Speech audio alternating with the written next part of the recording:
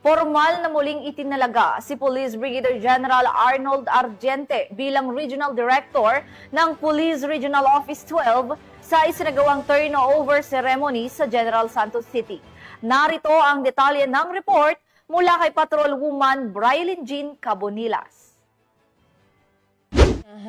Police Lieutenant General Jose Melencio C. Nartates Jr., Acting Chief PNP, ang Assumption of Office Ceremony ng muling itinalagang Regional Director ng Police Regional Office 12 na si Police Brigadier General Arnold P. Argente na ginanap sa Police Regional Office 12, General Santos City nito lamang Setyembre 3, 2025. Matatandaang napalitan si Police Brigadier General Argente bilang Regional Director ng Police Regional Office 12 noong Hulyo 30, 2025.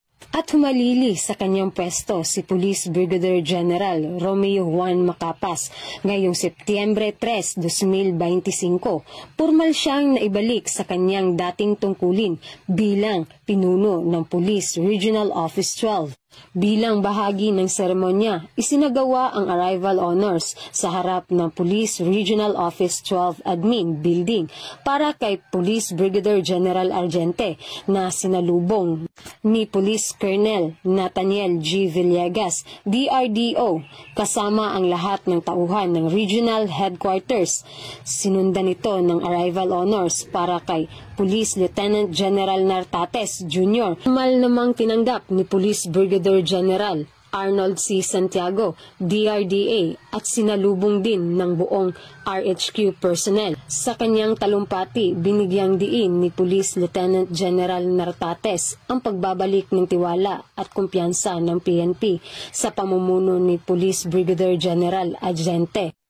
Ang Assumption of Office Ceremony ay bahagi ng tradisyon ng PNP upang ipakita ang maayos na pamamahala at pagpapatuloy ng mandato ng organisasyon na magsilbi at magbigay proteksyon sa publiko alinsunod sa adhikain ng bagong Pilipinas.